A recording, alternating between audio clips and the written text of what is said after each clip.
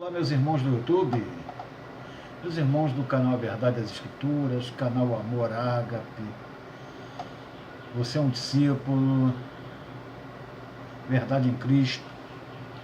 É uma honra, é um prazer estar mais uma vez aqui para nós lermos as Escrituras e darmos uma meditada, para nós crescermos mais e mais em conhecimento a respeito do reino do nosso Pai, tá? E eu vou ler para os irmãos aqui o Evangelho de Mateus, capítulo 5, versículo 17 e 18. Não pensem que vim destruir a lei ou os profetas. Não vim destruir, mas vim cumprir. Porque em verdade vos digo que até que o céu e a terra passem, nenhum jota ou um tio jamais será tirado da lei, sem que tudo seja cumprido.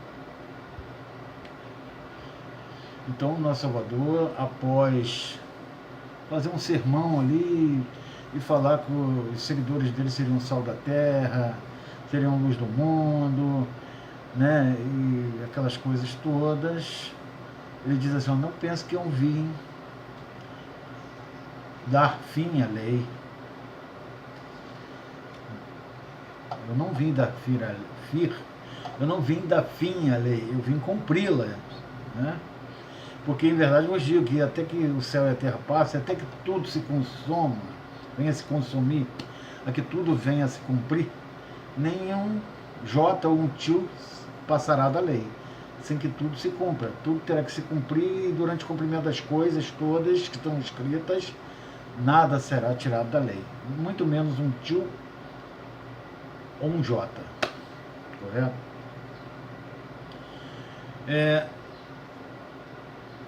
O pessoal do sistema religioso, eles pegam essa passagem para debater com os irmãos que estão saindo do sistema religioso e que vêm mostrando a verdade para as pessoas, correto? Qual é a verdade que vem sendo ensinada nos últimos dias e que tem esvaziado os clubes religiosos? É de que, após a morte do Messias no madeiro, tudo se fez novo. Tudo se fez novo. Após a morte do Messias no madeiro, todas aquelas práticas, todos aqueles rituais que os judeus faziam para tentarem se justificar diante do Criador, todas aquelas práticas foram abolidas. As pessoas foram libertas daquilo, tá? Então, quem serve verdadeiramente ao Messias, quem vive na nova aliança, sob o seu comando, ele foi liberto das práticas religiosas do Velho Testamento. Práticas religiosas essas que eram concernentes ao povo judeu, né? Então, quem segue o Salvador, ele não vai mais ao templo, porque na nova aliança o templo são as pessoas. Ele não faz mais culto ou missa, ele não faz mais ritual religioso, porque o ato de louvar ao Criador e agradar a Ele começa no momento em que nós acordamos e termina no momento em que nós botamos nossa cabeça no travesseiro para dormir. Este é o verdadeiro culto, este é o verdadeiro louvor, esta é a verdadeira adoração, é o modo com que eu trato o meu irmão.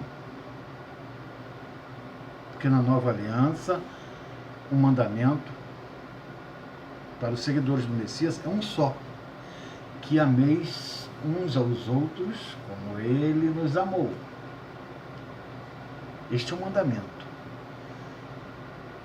Você não será justificado diante do Pai por praticar os rituais religiosos que o povo judeu praticava.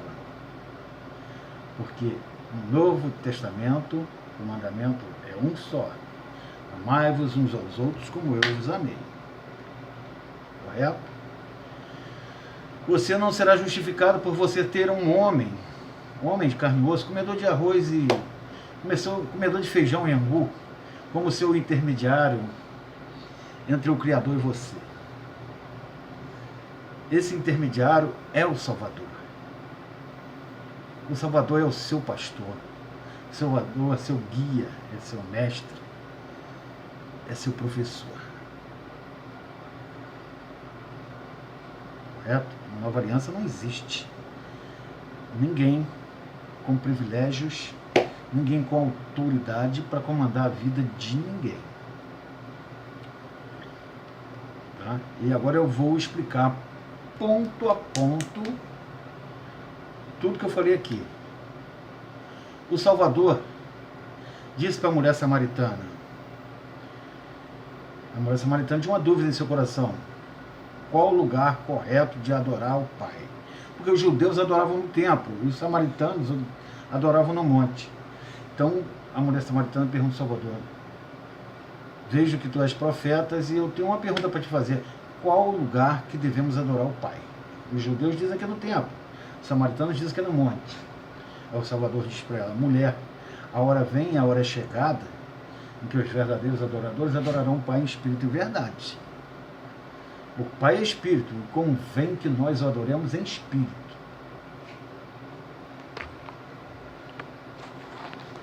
Está soltando o telefone aqui.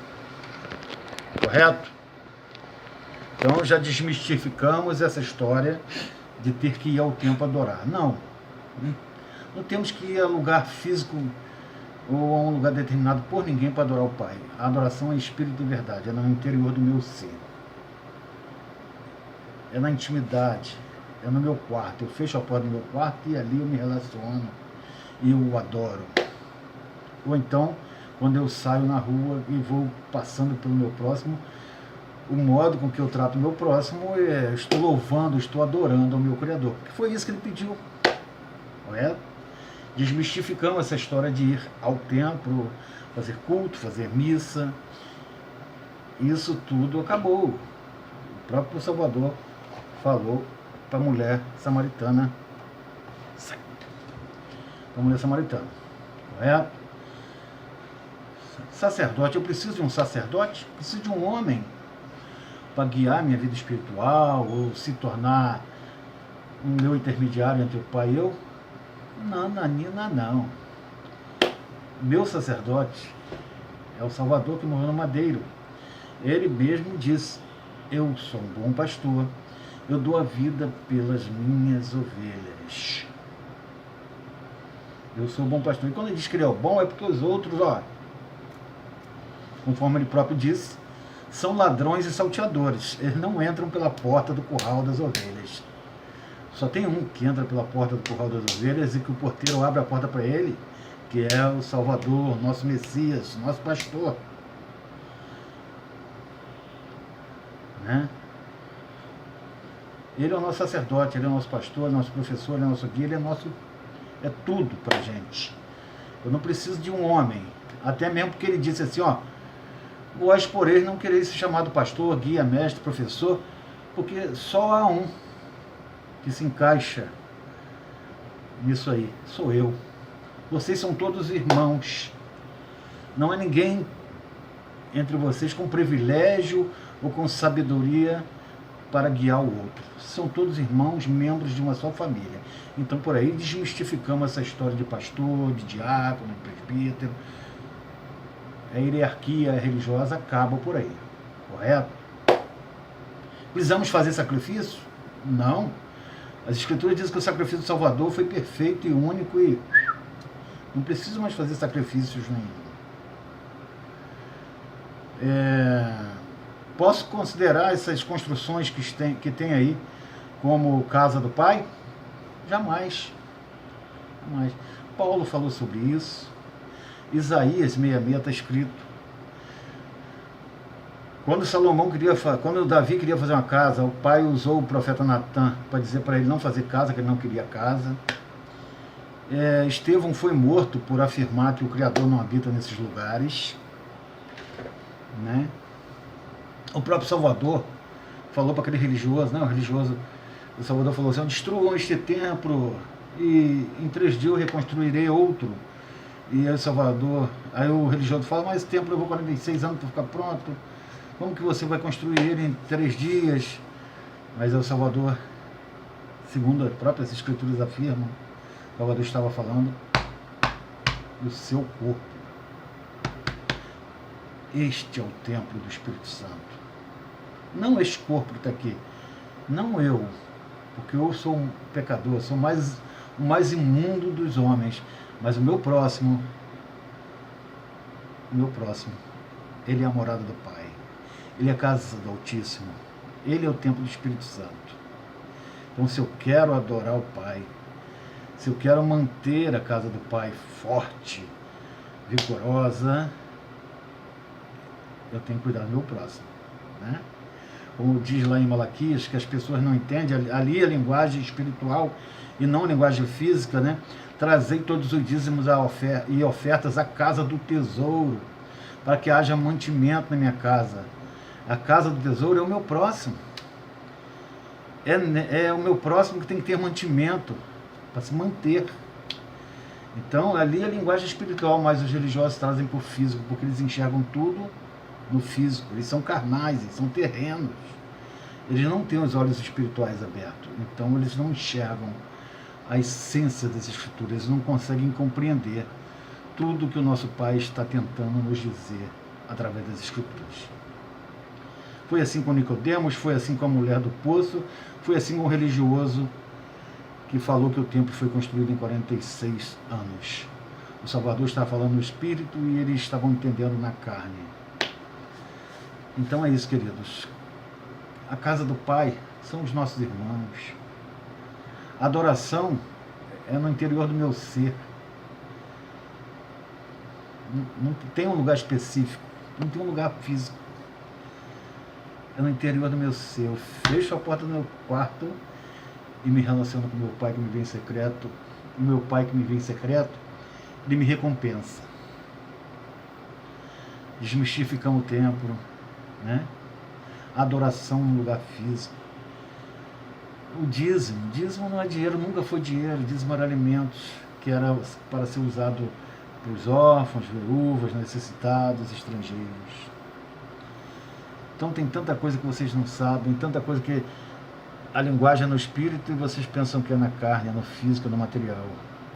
Se vocês continuarem com seus olhos espirituais fechados, só enxergando o físico, só enxergando o material, o Apocalipse vai se cumprir, o Salvador vai voltar e vocês não vão ver.